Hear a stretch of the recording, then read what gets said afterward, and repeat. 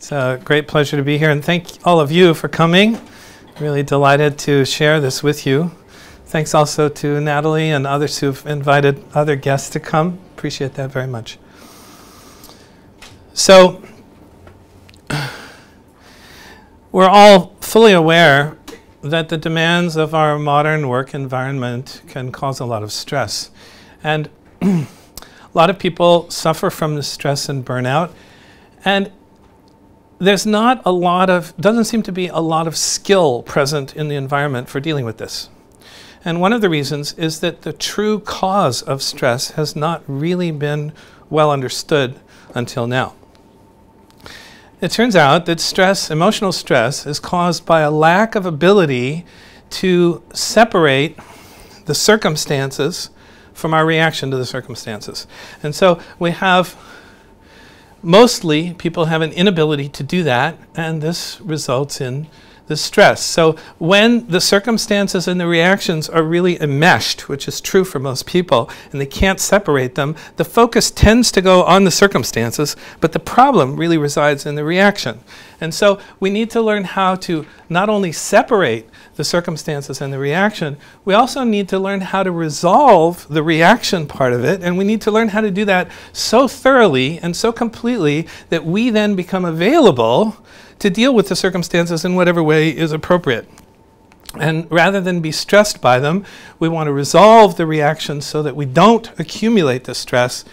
The stress is the cause of all kinds of illnesses, all kinds of problems like burnout, lost productivity, and we need a new technology for being able to resolve this problem. So, turns out we have a new technology for resolving this problem, and it's called human software engineering. We've discovered exactly what the bugs are in human beings' inner human software. And even more importantly, we've figured out how to debug and upgrade the inner human software to be able to get rid of the stress and resolve these problems. These bugs are actually called not useful emotions. Now, we're all aware of the general corporate dogma of leave your emotions at the door. But the problem is most people can't do that. And I'll explain why in a moment. So this is a little model of the nature of emotions. Emotions can either be useful or not useful. And this distinction of useful and not useful is a more useful distinction than good or bad, positive or negative. Useful emotions like love, compassion, happiness, and joy are all wonderful. We don't need to do anything about those. Even fear can be useful. Anger, different things can be useful under the right circumstances. If I'm standing on the railroad tracks and the train is coming, thank God the body has the innate intelligence to generate fear and motivate me to not get squished. But the vast majority of our emotions are actually not useful. And they're divided into two categories, what are called reactive emotions and incomplete experiences. I'm just going to explain a little bit about the nature of this, and just to give you a little overview, then I'd like to actually take you through a little bit of an exercise to try out some of these techniques and experience it for yourself.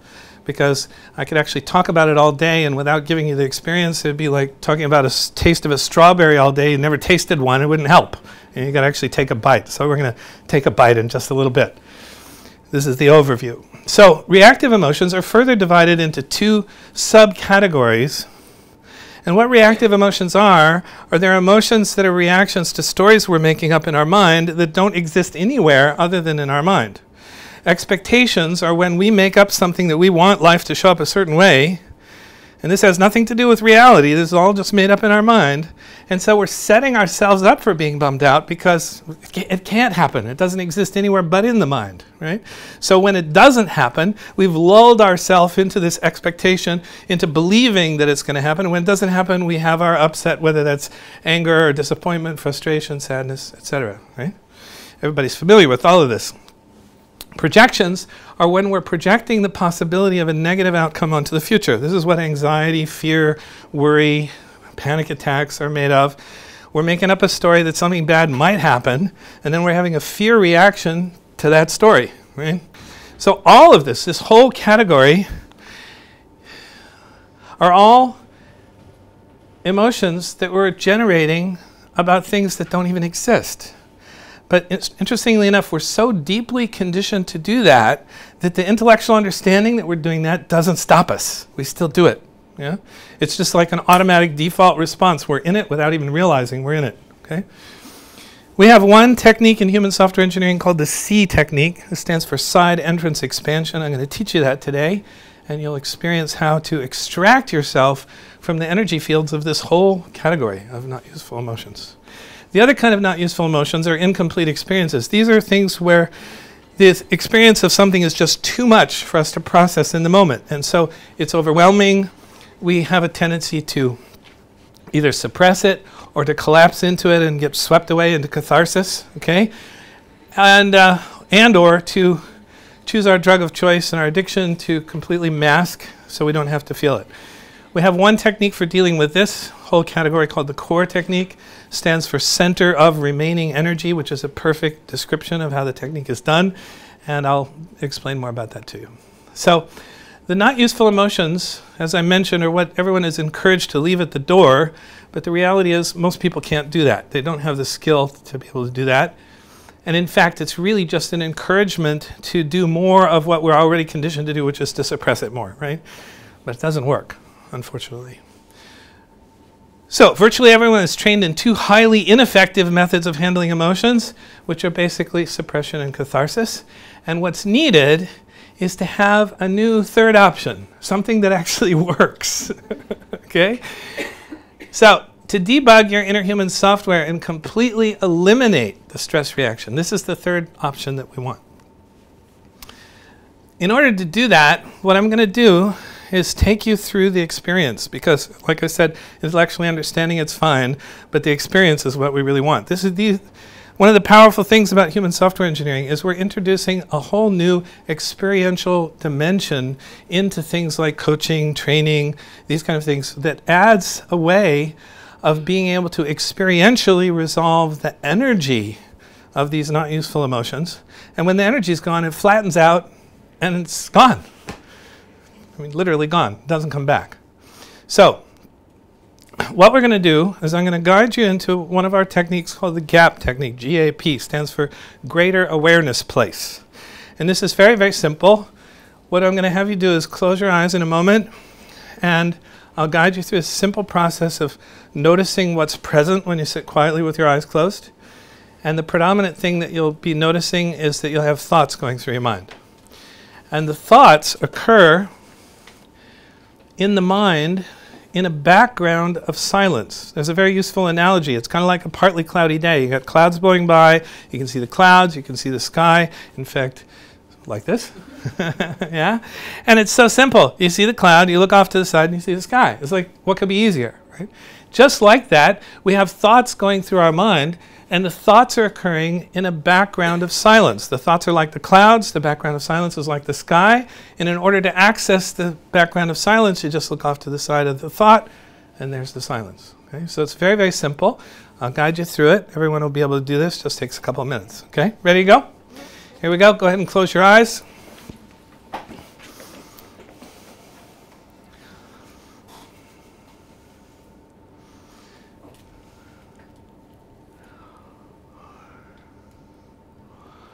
And what we experience when we close our eyes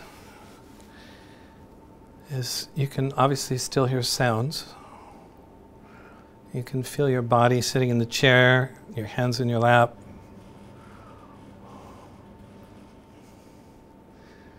And the other predominant thing that you experience when you sit quietly with your eyes closed for a little while is you'll have thoughts going through your mind.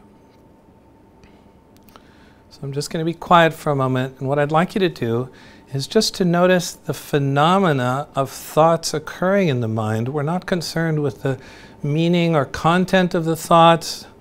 Whatever it is doesn't matter. Just the observation that thoughts are occurring.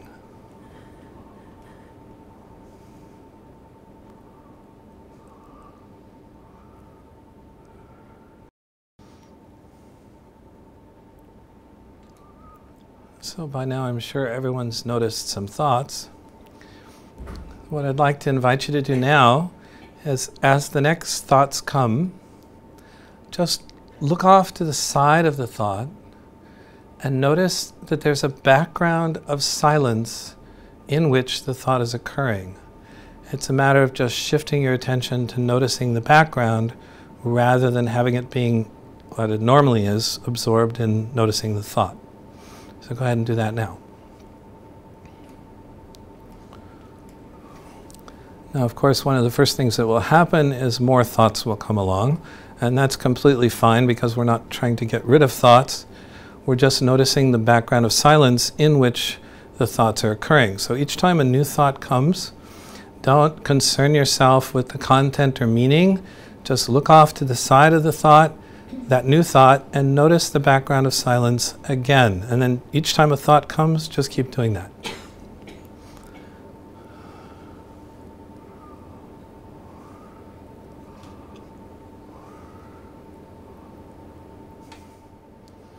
Okay, so take a moment and slowly open your eyes.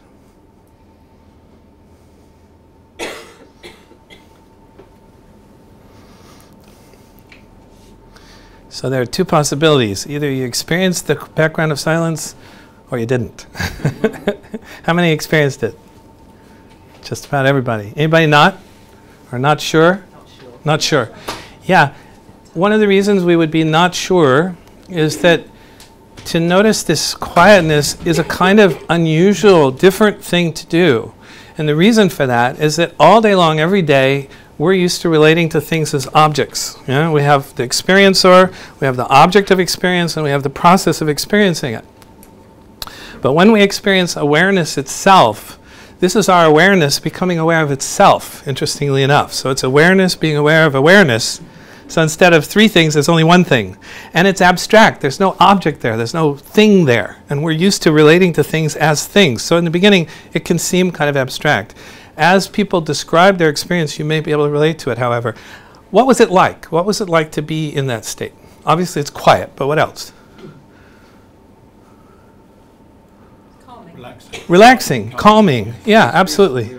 Peaceful. Absolutely peaceful. What else? Spacious, that's right. Like a kind of limitlessness to it, yeah? Kind of nice place to hang out, huh? Yeah. This is the experience of your own awareness. We call it pure awareness because it's not being aware of something, it's just awareness being aware of itself, okay? And this is the foundation for the development of emotional competence, okay? This is the place where we feel no problem with emotions. You don't feel any conflict, there's no doubts, there's no emotion, there's nothing there. Just a kind of groundedness in a sort of limitless, peaceful quietness of yourself. Okay? We could say that pure awareness is the essential nature of what we are. It's that attribute of us that we use for experiencing everything. Okay? So it's wonderful to be able to have a very simple procedure for just being able to access that anytime you want. You can do this anytime you want and just access your essential nature. That's pretty cool. So, there are two aspects to every emotion, as I was saying earlier. There's the content, which is what it's about.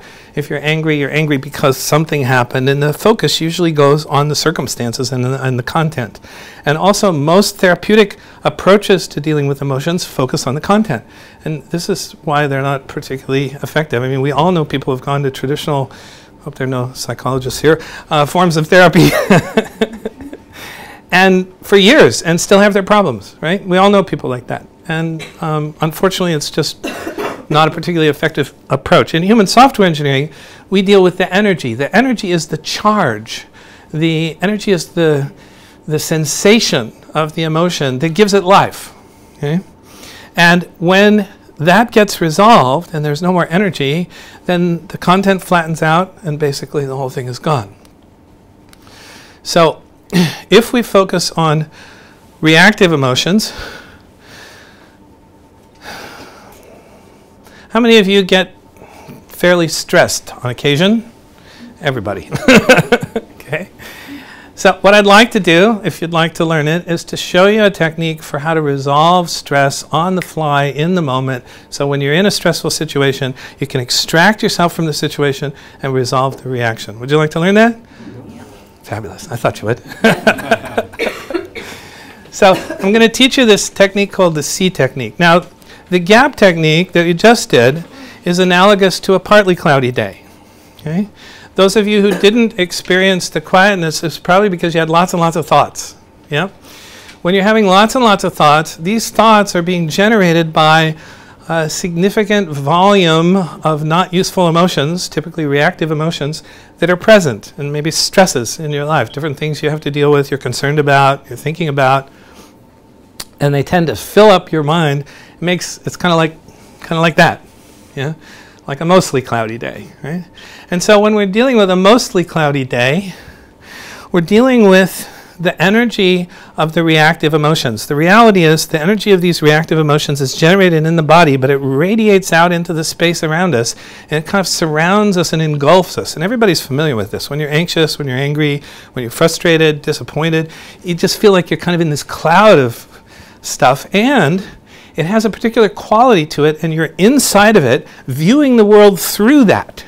And it's quite subtle. I mean, you don't see a color, but it's almost like having dark glasses on. It really colors your whole reality. If you're angry, anger is just sort of permeating your whole environment. And we all know the experience when we walk into a room where someone is angry, even if there's no body language, you can feel that energy, radiating off of them. So we feel these things. Amazingly enough, even though we're not touching it with our fingers, it's something that we can feel.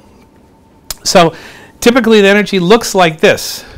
And what we want to do is we want to learn how to extract ourselves from this self-created energy field. And the way we do that is by taking our awareness out to the outer edge of the field and then out beyond that into the surrounding quietness.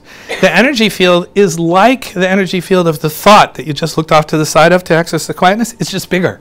Okay? It's bigger because there's some reactive energy to the emotion. So when we get out to the edge, it's not common that the edge is like a bubble, like a hard edge. It's more like this. It's more diffused, like it just sort of fades off into the surrounding quietness. So what we're going to do is we're going to start off with the gap technique. We'll go into the gap.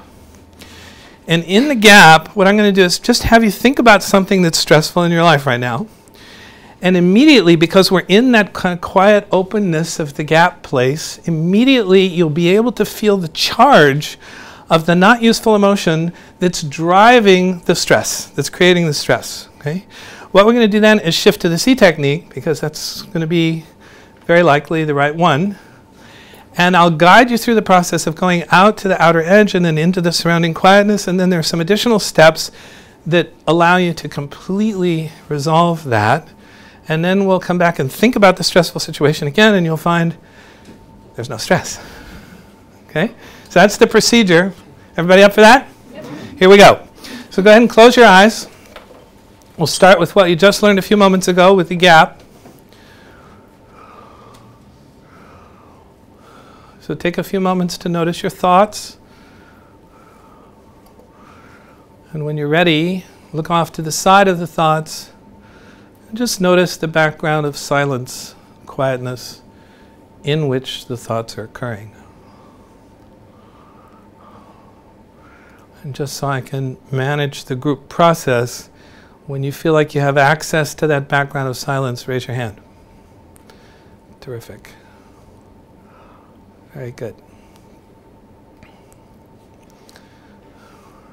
Okay, so as soon as you have the quietness, go ahead and think about something in your life that's kind of stressful at the moment. And immediately, you'll be able to feel in your body, in and around your body, you can put your hand down, it's fine. You'll be able to feel this cloud of energy that radiates out from the body. We don't have to name it or figure out what it is. We just want to notice the energy field. And if you can sense that energy cloud or energy aura, raise your hand. Terrific.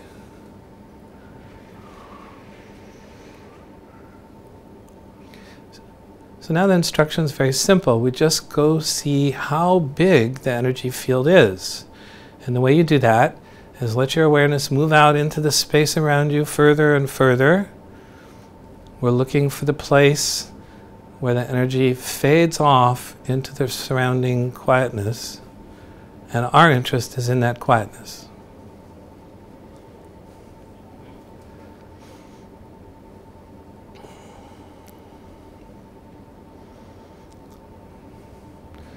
Sometimes the fields can be quite big.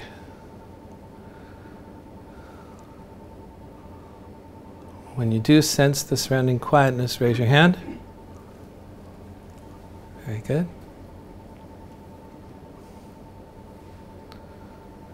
Yep. As you get in touch with that quietness, go a little deeper into the quietness, a little further away from the edge of the energy field. You do that by just noticing the area of the quietness that's a little further away.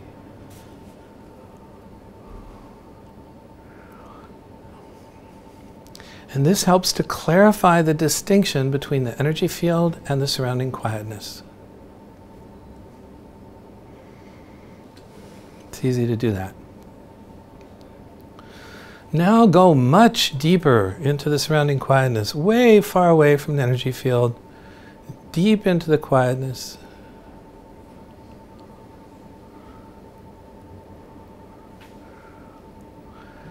And take a few moments to allow yourself to notice how simply vast and limitless the quietness is.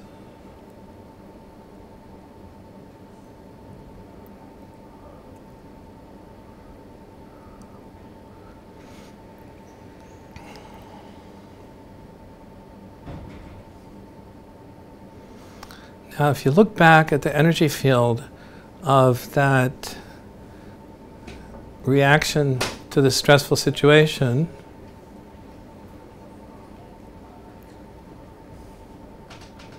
what's happening to that energy field now? Anyone? You can say, what's happening to it? Shrinking. Yeah, shrinking. How many is it shrinking? Notice it's shrinking. Pretty much everybody, yep. Shrinking. It's just like getting fading. Yeah, it can become more porous, less dense, or it's losing its substance. How cool is that?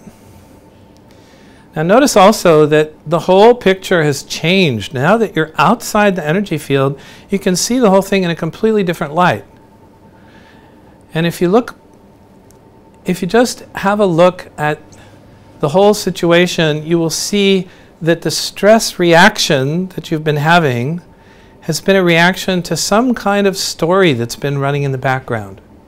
It's either an upset over an unmet expectation, or it's the projection of a possible negative outcome onto the future. And if you examine the story, you'll see that it's one of those two categories. How many can see that? Yep. Now, at this point, what we want to do, because we're in a completely different place to do this, when we're inside the energy field, we cannot see that we're having a reaction to a story that we're making up. Even if we can see it, it doesn't get us out of it. But once we get outside the energy field, now the whole picture changes. Now we're viewing it from outside. And we can see that this is a story we're making up, and we want to now challenge the usefulness and validity of this story. So the first question is the story relevant to this moment? I think you'll find the answer will be no. And is this story a good investment of your life energy? Is it bringing you the result in your life that you want? People are shaking their heads no. Notice also that you have seemingly an increased sense of choice about whether you would continue perpetuating this story or not. Can you see that? Yeah? All you have to do is make the decision to stop feeding energy into this story, not run it anymore, and the story and the energy field, whatever's left of it, will collapse into nothing, the very nothingness out of which you created them in the first place. So I invite you to do that.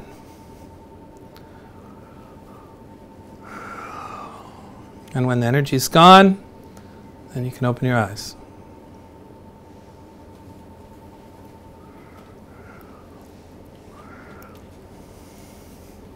Okay.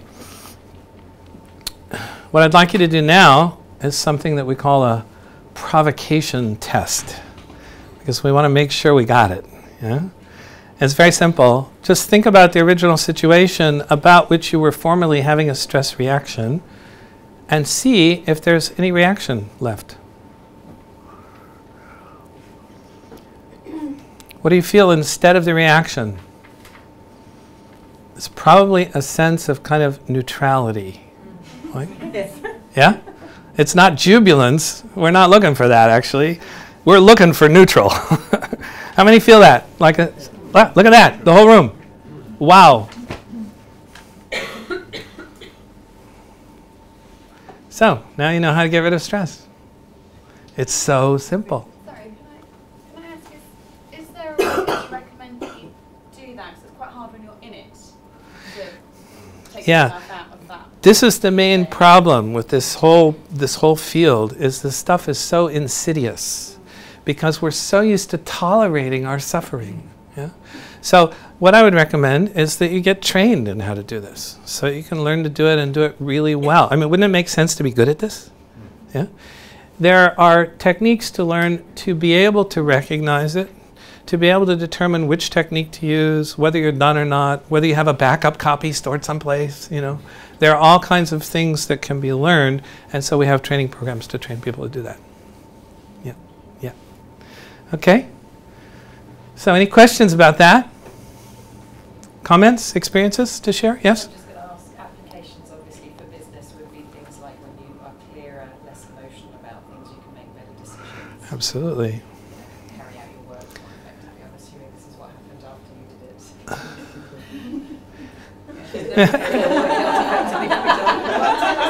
Is that what happened afterwards?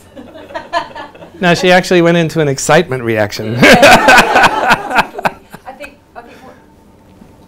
what's interesting for me is it doesn't necessarily take the situation away. Right, The that's right. situation still may happen and exist, but it's your emotional attachment to it. Your that reaction, you're managing. that's right, that's So it right. We doesn't- worked on like some anxiety or something, didn't we? Yeah. Yeah, and how is it? Yeah, That particular one, better. Yeah. Yeah. Yeah. Yeah, there you go. So- Yeah, yeah. We didn't have time to, you know, do a reformatting of your whole hard drive. You know, it's like just took care of Yeah. one thing, huh? Yeah, but you're absolutely right. That the primary problem with the not useful emotions is the presence of the energy of those create these kinds of stressful thoughts. And when those are present and we're trying to think something through and make a decision, we have a tendency to have our decision making really adulterated by that stuff, and we tend to make lousy decisions. Emotionally based decisions are almost always wrong, you know? They're reactive, they're not really connected with the reality of what is. And yet people they're filled with these. So the skill of learning how to remove this stuff, and look, it's not difficult. I mean, how easy was that? It's really easy. Okay. We've done a little bit of research on this. This is just pre and post self-evaluations, various different kinds of presentations. This was a group of about 50 people, about a 2.5 hour presentation in which they learned the core and C technique. We applied them to some anxiety, got about a 50% reduction. This was a 2-day seminar on anxiety. That's why it was higher initially. People came with anxiety. This was a 5-day trauma resolution specialist training. This was about 15 people. This was about a dozen. But you can see the longer the training, which is kind of relates to your question. You get some training, you get better and better at it. Similar results for depression. This is a little study we did with 8 people with post-traumatic stress. And we used the DMI for 17 questions for assessing the PTSD. They were grouped in 3 sections: re-experiencing, avoidance, and hyperarousal. This is the results of each of the 3 sections for all 8 as an average, and this is the total. We got a 63% overall reduction in PTSD symptoms in a 1 6-hour training. The Veterans Administration in the US takes them 6 months to get a 60% reduction. And what doesn't happen for them, but did happen for us, a week later, we were down to 73%. That doesn't happen at the VA. Okay? So take your pick, 6 months or 6 hours? A little bit difference in efficacy. So human software engineering is not just for stress reduction. This is where the fun really gets going here. It's also for optimizing performance. We have a special program called Extraordinary Performance. It has a workbook that looks like this. And I'm going to demonstrate this for you. These are 21 qualities of top performers. The way I got these is I put a question out on LinkedIn, said, what are the qualities and attributes of top performers in your organization? And I got flooded. People liked the question. I got flooded with answers, probably 100 answers, and I filtered it down to these 21 most commonly represented qualities. Focus and presence, communication, collaboration and cooperation, adaptability. In fact, there were so many I had to combine some of them. It's like adaptability, serving and supporting, authenticity, decisive action from clarity, initiative, open-minded, planning and coordination, empowerment and self-sufficiency, ethics and integrity, creativity and innovation, masterful enrollment, this is selling, right? Presentation excellence, emotional competence, productivity, trust and acts on intuition, masterfully navigates uncertainty, this is the ability to deal with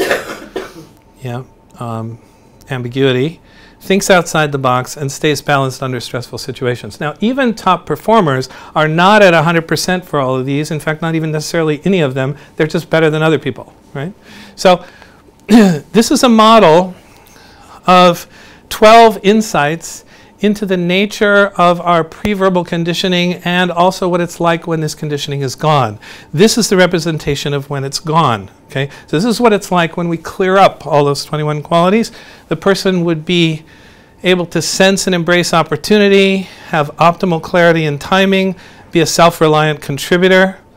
They would be authentic with themselves and others, masterfully navigate uncertainty, knows and expresses their full potential, stable and balanced, sees and knows what is real, optimally responds to new possibilities, trusts and acts on instincts, responsible and accountable, powerfully focused. Wow. You know, I mean, this is what, if somebody really had every one of these qualities fully activated, fully enlivened in them, I mean, wouldn't you like to have a company filled with people like that? My God, that'd be incredible. This is what it's like when the barriers are present. There's limited possibilities. Person tries to force things to happen the way their ego thinks they should go, and they compromise their integrity. They do things out of integrity in order to please somebody or something like that. Yeah. So they seek validation, they fear change, they play it safe, they get distracted, they become judgmental, ignore your instincts, need to be right, they bias reality, make up stories and live in the stories, and they overreact. Any of that sound familiar? So what we want to do is strip away. These are the ways of being that actually are generated very, very early in our life. For example, this limiting possibilities, we have another version of the model where we call it resisting feeling things fully. And the source of this conditioning happens when we're pre-verbal. When we're little, we all get emotionally overwhelmed. Everybody. It's universal. And there seems to be a universal reaction to this of putting a lid on accessing our own innate capacity to feel, just in an attempt not to get overwhelmed because we hate it so much. I mean, anybody liked it? I don't think so. Yeah. So this is the setup for becoming highly skilled at suppression and catharsis, right? Particularly suppression. And when we're highly skilled at suppression, we do it without even realizing we're doing it. And you know how I said about the strawberry, you have to taste the strawberry in order to know what it is? We know things not through the intellect. That's intellectual understanding. We know things through direct experience of them. And when you're blocking your own ability to experience by limiting your capacity to feel, you're shutting down your ability to truly know things. Okay? You're limiting that, massively limiting. That's why we call it limiting possibilities. Okay? And everybody has this problem. But it's a setup for becoming really lousy at handling stress and trauma and anxiety, and it's a setup for becoming essentially emotionally incompetent. And that's basically what we have, is we live in a world where people have a 3-year-old managing their emotional life, unfortunately, and that's actually what we're dealing with even in the corporate environment. People are attempting to be adults, but their emotional life is really being run by a 3-year-old. And so the only option that's been available until now is suppression. Just keep a lid on it. You know, don't bring that in. But people can't do that. They just can't because it's just too much. Yeah. So we have one called Extraordinary Leadership. We've got Extraordinary Selling. I wanted to just show you this. This is the inner barriers to selling success. The language changes a little bit, but the conditioning is the same. Okay? So we tweak the way in which we describe it for the different kind of circumstances. Wellness is a little different, things like that. But the conditioning is essentially the same. We also have one on extraordinary presenting where we vaporize your fear of public speaking.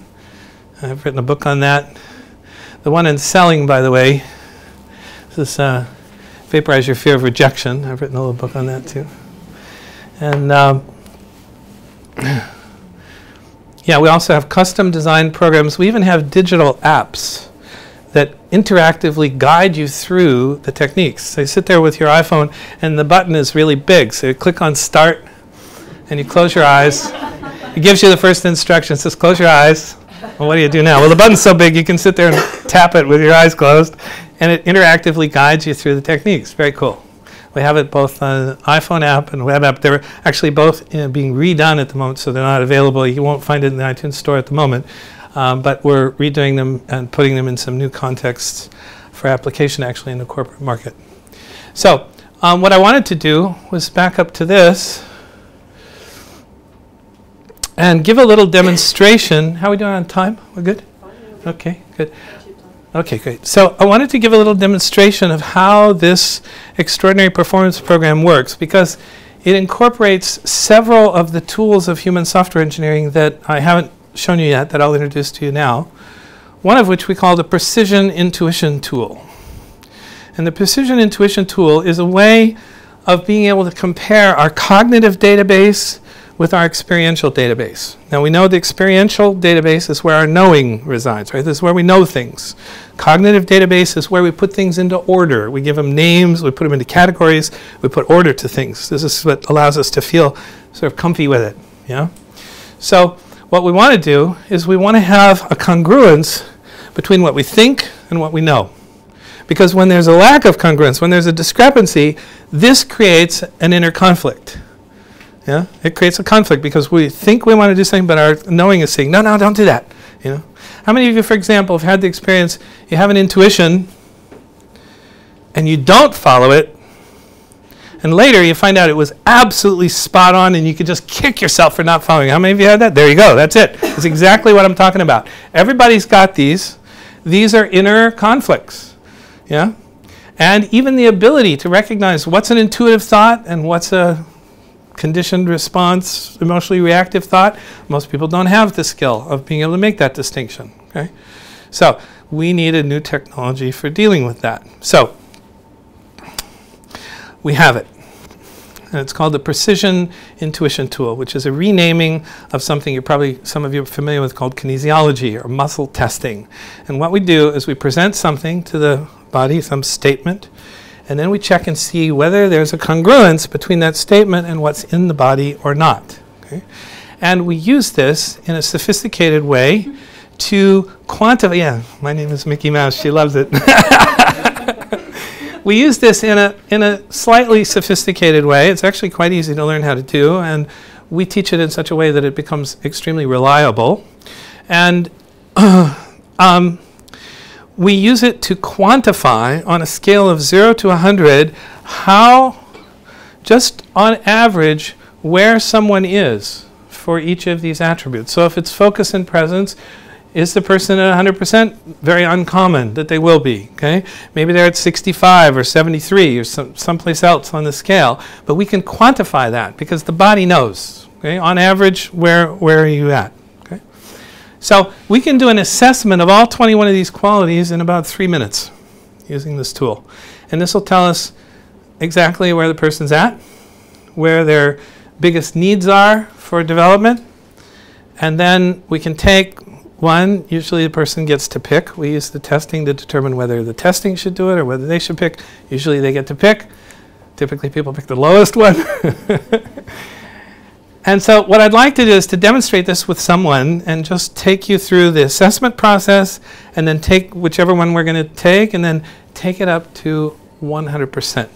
Because what we'll do is we'll find the bugs in the inner human software that are keeping you from being at 100%. Those will be these. Okay?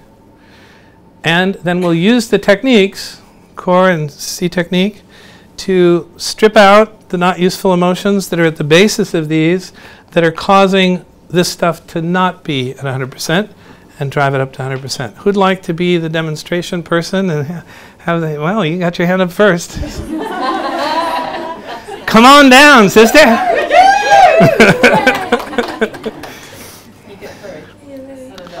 You might be most comfortable if you use a chair. So if it's okay, let's use this chair, and then you can switch yours. Oh, we've got one right here too. In fact, we'd both be most comfortable. No, it's okay. Bring that one too. I'm going to sit down too.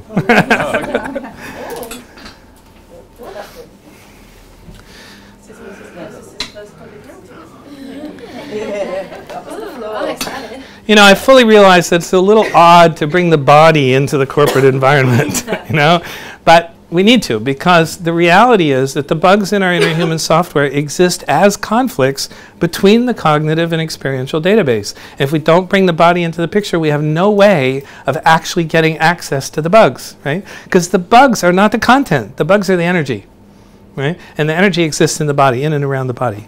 Okay? Hi. Hi. What's your name? Caitlin. Nice to meet you. Nice to meet you, Tom.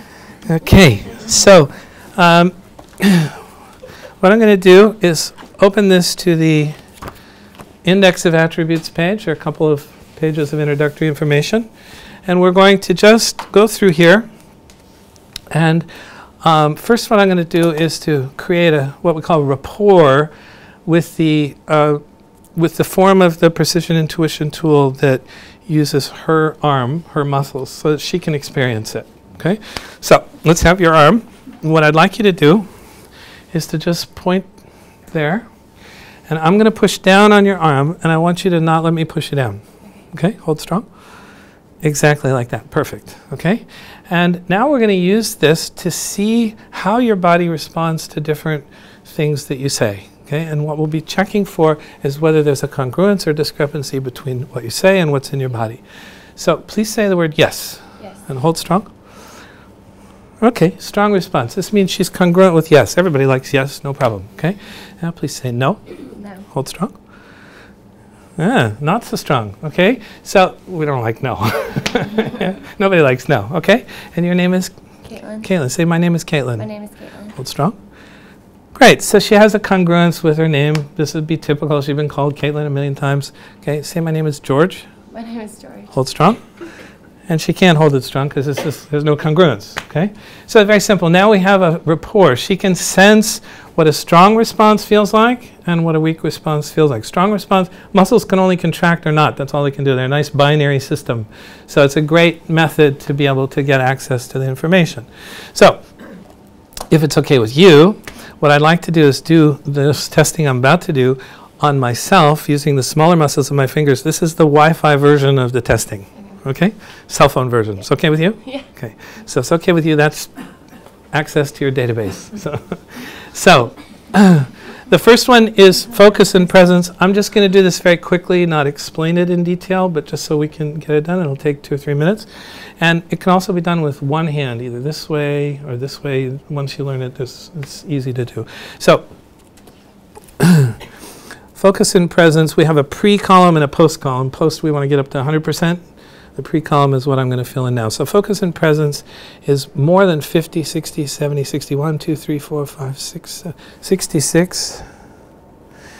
Communication, 50, 60, 70, 80, 75, 6, 7, 8, 77. Collaboration and cooperation, 50, 60, 70, 80, 75, 6, 7, 8, 9, 79.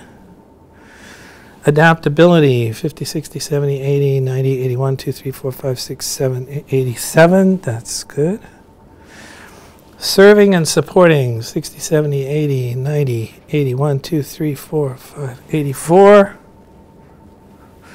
Authenticity, 80, 90, 1, 2, 3, 4, 5. Good, 94. Decisive action from clarity, 50, 60, 70, 80, 90, 81, 2, 3, 4, 5, 6, 85. Initiative, 60, 70, 80, 90, 81, 2, 3, 4, 5, 6, 7, 8, 87. Open-minded, 60, 70, 80, 90, 81, 2, 3, 4, 5, 84. Planning and coordination, 60, 70, 80, 71, 2, 3, you don't like planning so much, 73, yeah, right? Yeah. Yeah. Empowerment and self-sufficiency. 50, 60, 70, 61, 2, 3, 62. Need a little work there. Ethics and integrity. 70, 80, 90, 1, 2, 3, 4, 93.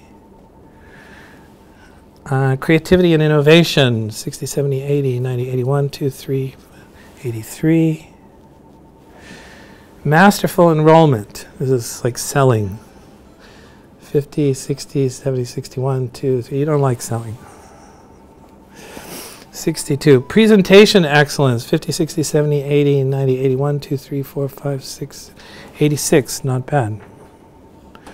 Okay. Emotional competence. 50, 60, 70, 61, 2, 3, 63. Need a little work there. No surprise. Everybody does. Productivity. 60, 70, 80, 90, 81, 2, 3, 4, 83. Almost done. Trust and acts on intuition. 50, 60, 70, 61, 2, 3, 4, 63. Masterfully navigates uncertainty. 50, 60, 70, 71, 2, 3, 4, 5, 6, 75. Thinks outside the box. 60, 70, 80, 1, 2, 3, 4, 73. And stays balanced under stressful situations. 20, 30, 40. 50, 60, 70, not bad, 71, 2, 3, 4, 5, 6, 7, 8, 77. Okay, there's the lay of the land. Optimal for Caitlin to pick which one she wants. Yes, better to use the muscle testing. No. What would you like to work on? Maybe stays balanced under stressful situations. Yeah, it's or or? What do you think? Empowerment and self-sufficiency, that needs help. Yeah. Which one do you want? Let's do that one. Okay. So we take empowerment and self-sufficiency, which is at 62, and we turn to the right page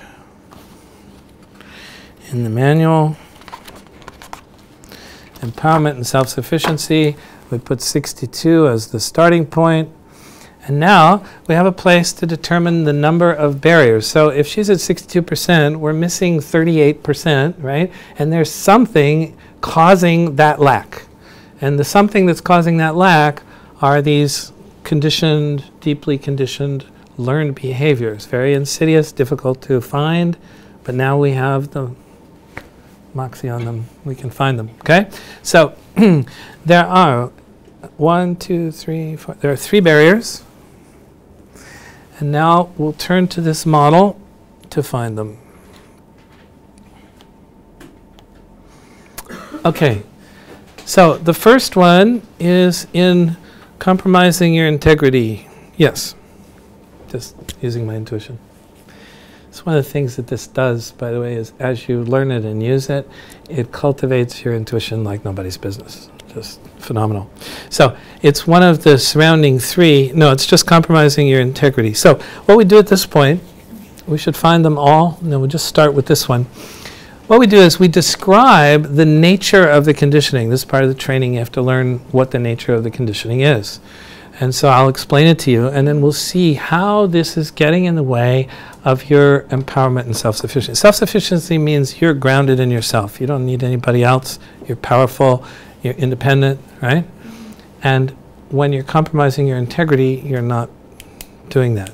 The reason people compromise their integrity is that they're looking for a sense of validation from outside, you know? Because they don't feel whole and complete and grounded in themselves. And when you don't feel whole and complete and grounded in yourselves, you don't have any choice but to kind of look someplace to get some sense of that. And this conditioning occurs actually right in the first weeks of our existence as a human being. Because when we're in the womb, we don't have the experience of needs, right? Every need is met instantaneously. I have a pun for this. I call it 5-star womb service. Ooh, bad. When we come out and the umbilical cord is cut, the 5-star womb service is over, and now we have to express our needs. We have a one-word vocabulary, and we rapidly learn if we make enough noise, people come and check it out and meet the need. Now, if a need gets met pretty quickly, we're cool. But if it doesn't get met for a while, what's the experience of this little infant? we don't have language, but if we did, it would be, my need isn't getting met. This is terrible. This is life-threatening. You know, this is really a disaster. Come on, help me out here. I don't have any capacity to do anything for myself. I'm completely dependent on you and totally identified with you, Mom, just having been in you for 9 months, okay? So the combination of the total identification and total dependence causes, we can't go, Mom, you're not handling my need. We have to, yeah, what can we do? We sit there crying our eyes out and nothing happening. So what happens is there's a deep-seated conditioning that it feels like not Mom is missing, but part of me is missing. The part of me that fulfills my needs. Okay? You understand what I'm talking about? Can you see how that relates to self-sufficiency and empowerment? You find yourself looking to others to give you a sense of you're okay, and yeah? Okay, so let's test this. We have a statement for this one to see if it's present or not. And then we can check it pre and post to make sure we've got it. Please say, I sometimes look outside myself. I sometimes look outside myself. To get the sense. To get the sense. Of who and what I am. Of who and what I am. Hold strong. And you do. You sometimes look out here to get that sense, okay? We want that to go weak, yeah? Because we don't want this conditioning in you. Okay, this is typically based on a fear of not getting your needs met. Okay? Can you relate to that? Yeah, I guess so. Now, it doesn't necessarily mean basic needs like food and shelter and clothing. Yeah, it could be more emotional needs. Or, yeah. Can we relate to that? I guess. Somewhat? Yeah, maybe. Well, let's find out. We don't have to guess. That's the cool thing about human software engineering. We don't guess. We test everything, okay? Say, I feel completely comfortable about getting my needs met. I feel completely comfortable about getting my needs met. Yeah. No energy there. Okay, cool. So in order to resolve this, what I'm going to have to do is guide you in how to get access to the energy of that fear. Because it's one of these ones that's so well suppressed, it's quite well hidden. But in human software engineering, we're good hackers. We know how to get through the firewall and get to the energy. So I'll guide you through it. We're going to start by doing that gap exercise we did at the beginning. And then I'm going to explain to you how to get access to the energy. When I do, you'll feel it. And then we'll shift to doing what's called the core technique, which I didn't show you yet, but I'll guide you through it. Okay? So go ahead and close your eyes. Anybody who can relate to this, if you want to follow along, you're welcome. Okay? By the way, everybody has this conditioning. So if you want to just watch it, that's fine too. So we'll start by just going into that background of silence. Take a few moments to notice your thoughts, and then look off to the side of the thoughts and notice the background of silence in which the thoughts are occurring. And when you get to the place of the thing that I've given you an instruction for, you can just nod so I know you're there. Okay?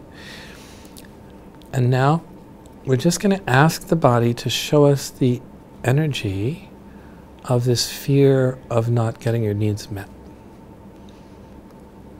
And the moment we ask, the body will instantly show you some tight knot or ball of energy inside somewhere. Very often it'll be toward the center of your body, in your solar plexus, belly, chest, somewhere like that. Can you feel something? Yeah. So now we're going to shift to doing what's called the core technique. And you're going to do something that's the opposite of what you're deeply conditioned to do. So what I'd like you to do is to bring your awareness closer to that sensation. Normally we go the other way, yeah? Bring your awareness closer to that feeling. This is there. You'll notice there's a field of energy there, yeah? And in the field, there's an area where it's more concentrated, more intense than elsewhere. Can you sense that? Yeah. Bring your awareness closer to that. Get as close to it as you can. And notice the epicenter, the place where the energy seems to be kind of a fountainhead, where it's sort of emerging from. And now get even closer to it. If you get close enough, you you will find there a little opening, like the top of the eye of a hurricane. Just have to get close enough and you'll find it.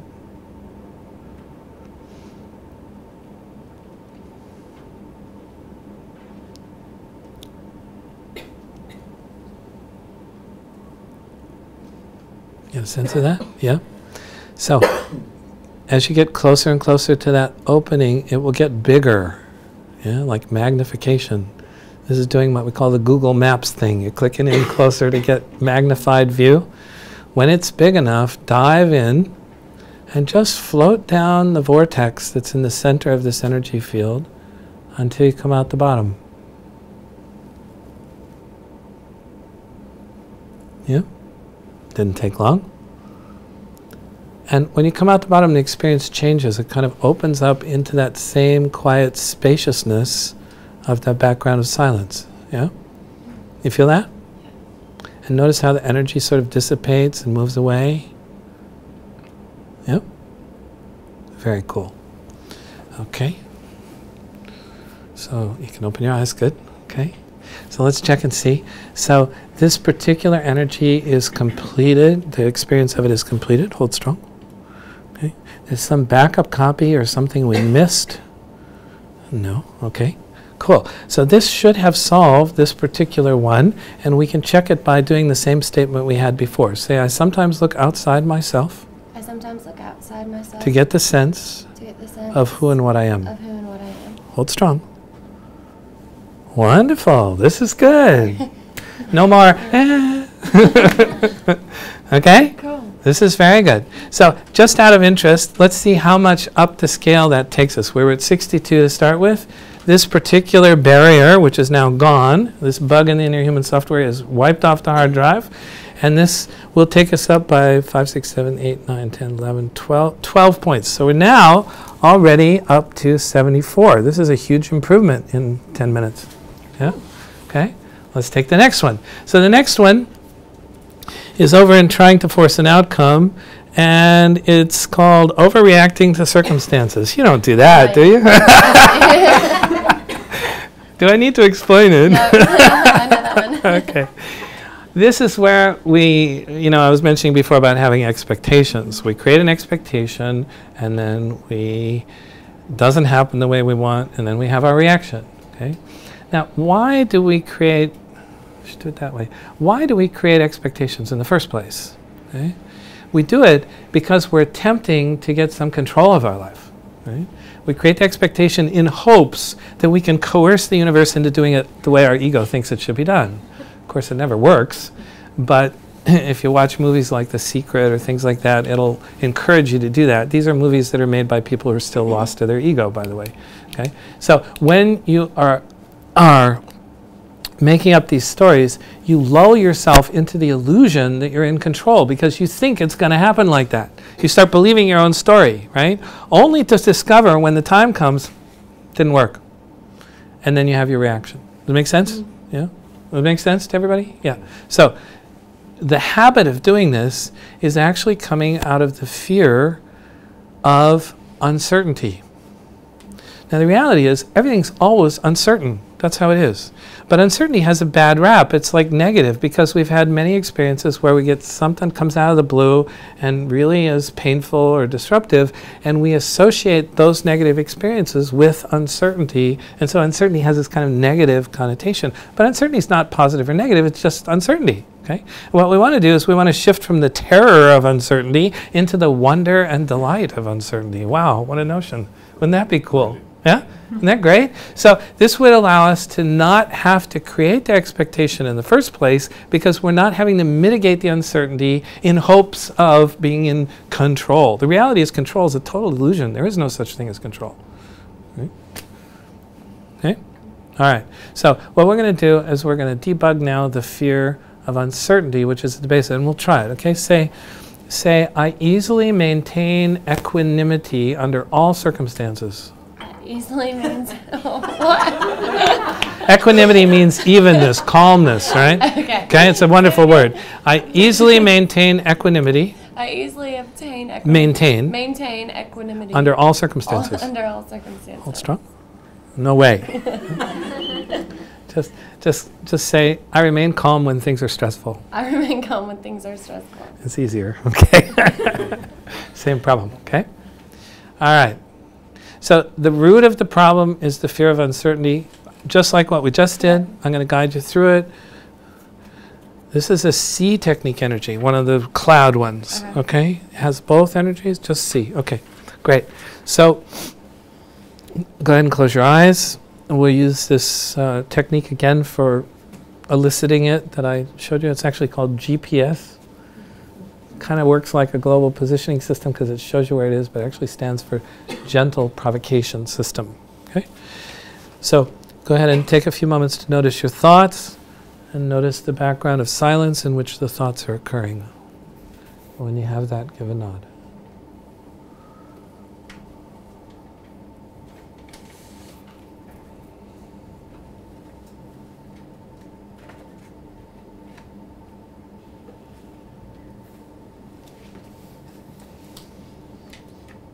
Okay. So just gently float the inquiry into the silence, asking the body to show you the energy of the fear of uncertainty.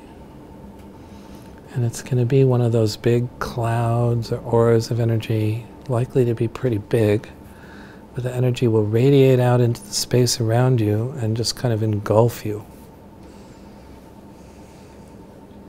Can you sense it? Yep. Okay, let's go see how big that field is.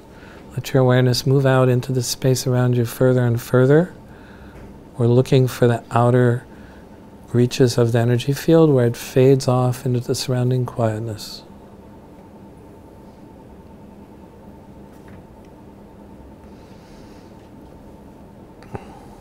Yep. So go a little deeper into the quietness. A little further from the edge of the energy field. And then the distinction between the energy and the quietness will become even more clear.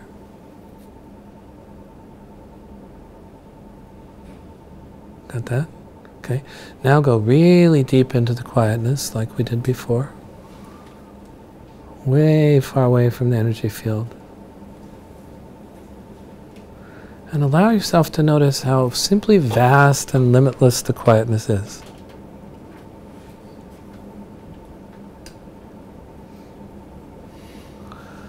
Beautiful. And as you look back at the energy field of the fear of uncertainty, what's happening to it? Sort of dissolving. Dissolving. Beautiful. This is good. There's only one energy that you're avoiding. Okay? And it's not so bad. Okay? It's only the 3-year-old in you that's afraid of feeling it. Okay? So I'll guide the adult in you to feel it. Okay? And we'll resolve it. This is a core technique energy. We need to know something about it. No, I love this about human software engineering. You don't even need to know what it's about. You just find the energy and wipe it off the hard drive. I mean, it's exactly like antivirus software. All it's doing is erasing the pattern of energy and information. You know, we finally have antivirus software for human beings. Oh, thank God. Okay, here we go. Close your eyes. Take a few moments to access the background of silence. You're already getting good at that.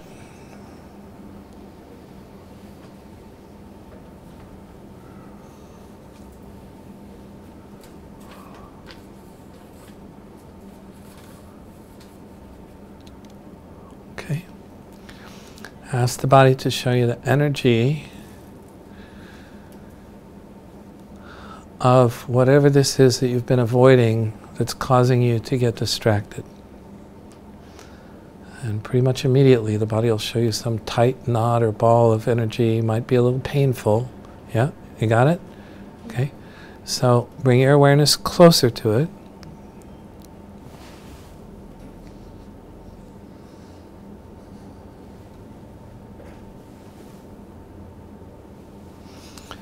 Get really close and notice where the center of intensity is. And do like we did before. See if you can get close enough to find the little opening that's at the top of the eye of the hurricane. Got it? Dive in, glide down the center of the vortex till you pop out the bottom.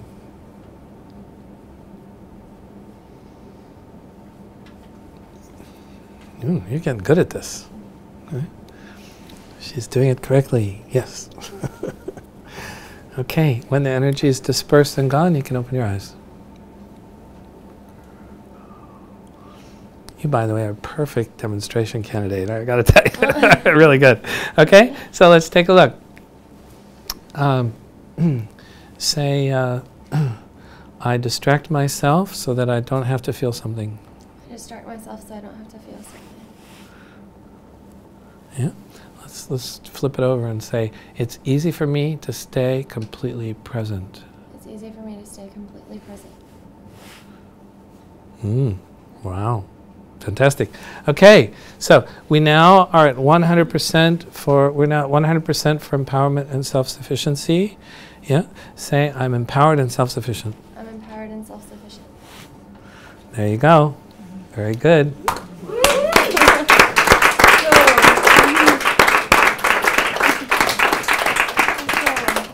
So now you're going to be living into a new reality. You're going to be able to step into a new reality. What you're going to find is that people, you used to feel a kind of dependence or need on some sense of connection to them or some sense of approval from them. You're going to kind of go there and you'll just feel like you don't need to go there. Like you'll feel okay within yourself. Isn't that good? Yeah. Yeah. And you'll also, you won't be looking for yourself where you're not. You won't be compromising your integrity. You won't need to please somebody in order to get them to like you. In fact, you'll probably be able to say no a lot more easily. Yeah? In the past, I bet you've had a hard time doing that sometimes. Yeah. So try it out. Because when someone wants you to do something and it would really be being untrue to yourself to do it, say no and see how it feels. And I'll show you. Say, I can easily say no. I can easily say no. Look at that. Empowered. Yeah. Good job. Thank you very much. This is yours. Thanks. Okay, so there's a demonstration. Right, brilliant. Liz is worried now. Taking over.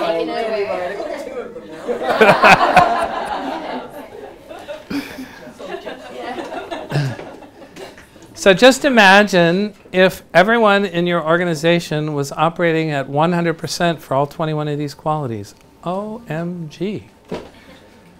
Such an organization doesn't exist yet, but I can tell you my company is going to be the first one to have that.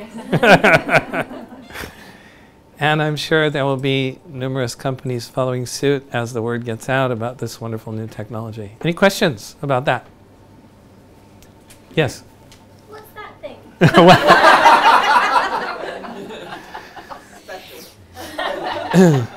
This is the cell phone version of this.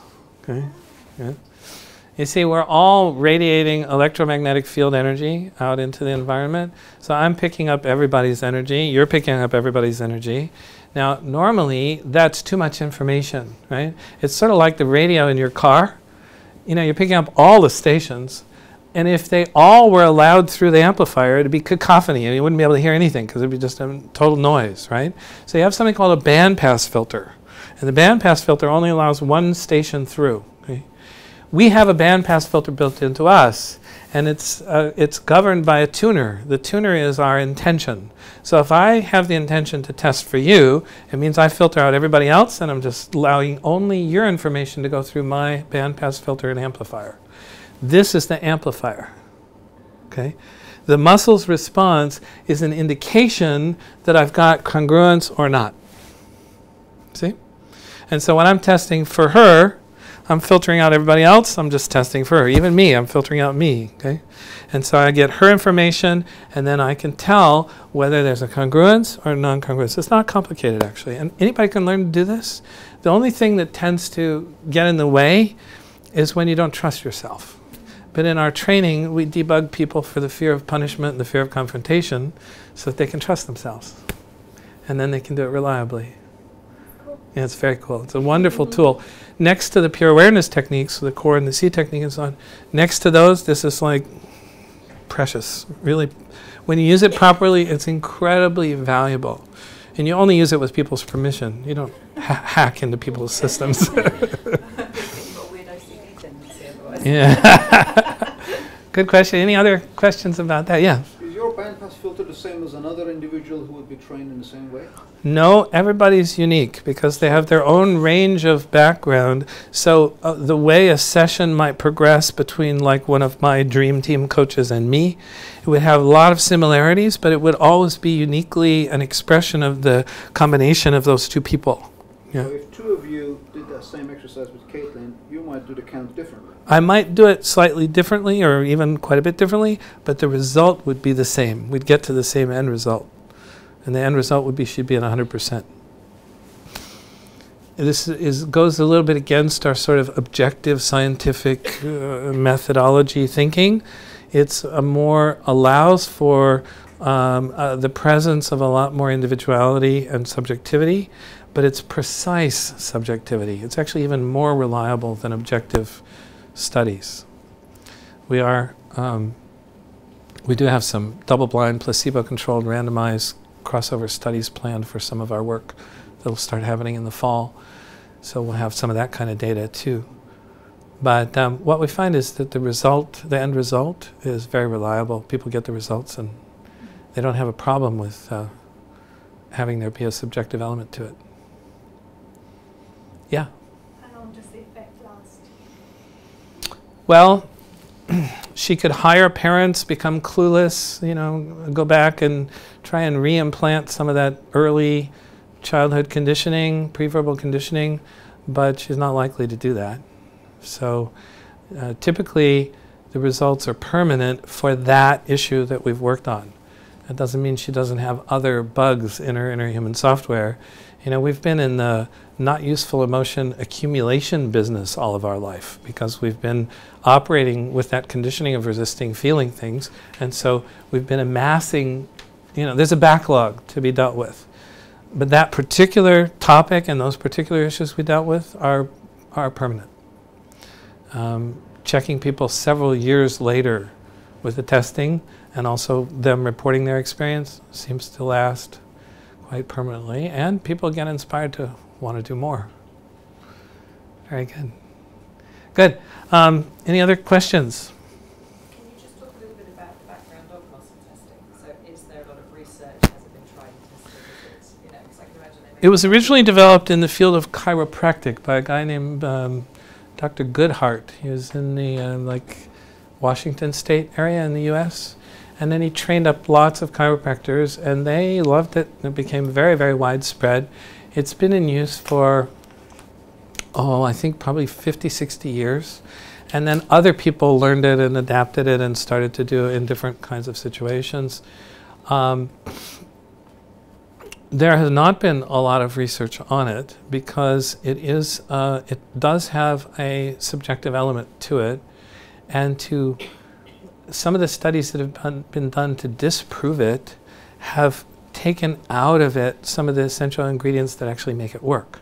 And so those studies where people said, it doesn't work, it's because they're not actually studying it properly, right? So also, most people, when they learn it either for some physical sort of thing like a chiropractor, test your muscles to see if the feet are aligned. You might even have had that experience.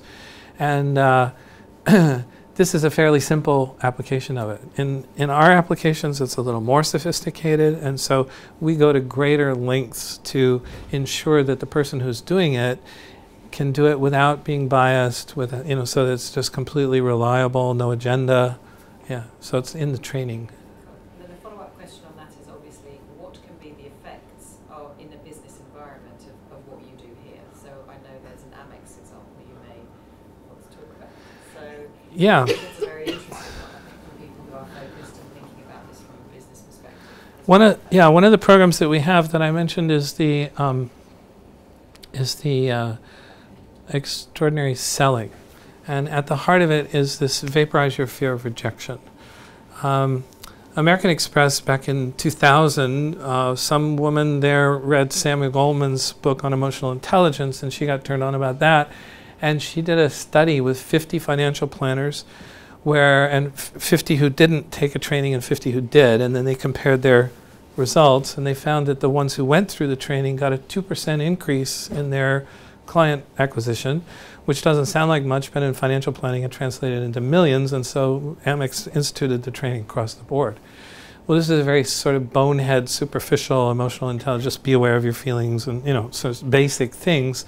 I'm sure with our technology, which goes, as a quantum leap ahead of that, that we'll see results that blow the socks off of that. In fact, we're eager to do a study, and we'll do it for free, by the way.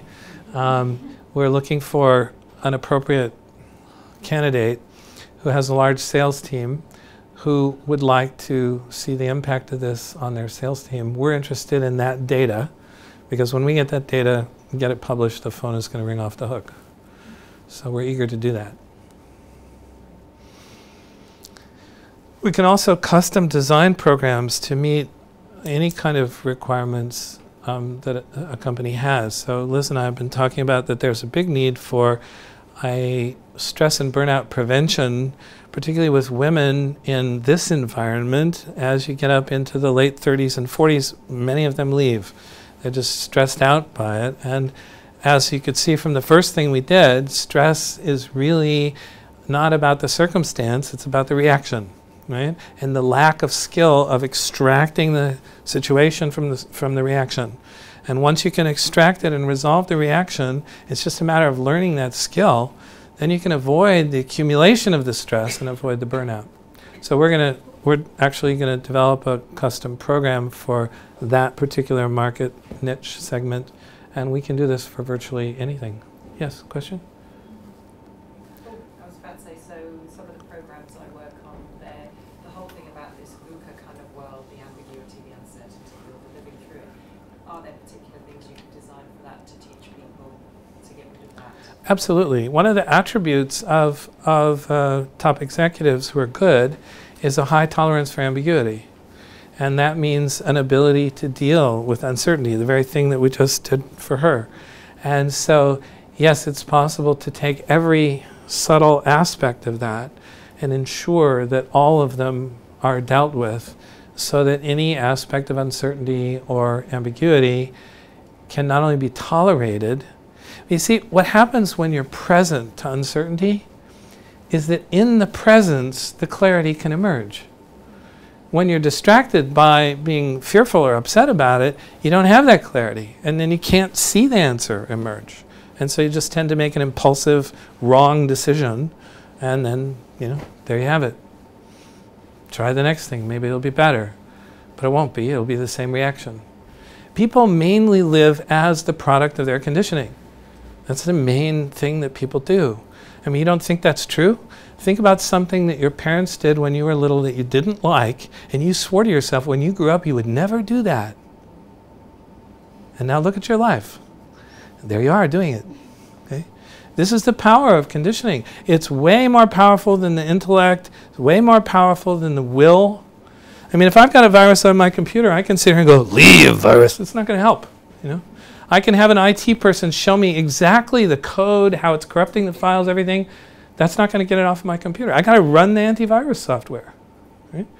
So that's what we finally now have, is we have antivirus software for human beings. This is a major breakthrough. This is not trivial.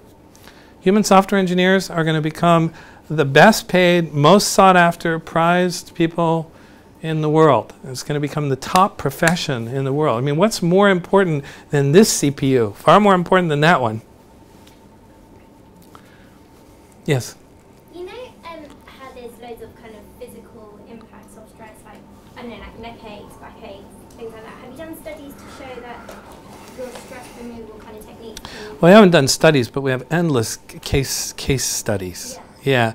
A woman came to me about 3 weeks ago in Switzerland, where I've been living for the last year and a half.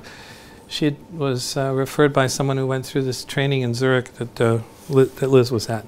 She had a pain that went from here through her abdomen here. She'd had this for 40 years. She'd tried everything she could find, everything under the sun. And I asked her, what happened right before that? What traumatic thing happened? She said, I was pregnant and I got raped while I was pregnant. Terrible. She had this pain and she could not get rid of it. She'd tried everything. 1 hour later, the pain was gone. Gone. She couldn't believe it. She She said, if this stays gone, I'll be your first student. I said, well, you're too late. I already have lots of students, but you can be a student. Yeah, I mean, pain was gone. And this is typical. A Vietnam veteran with nightmares for 43 years.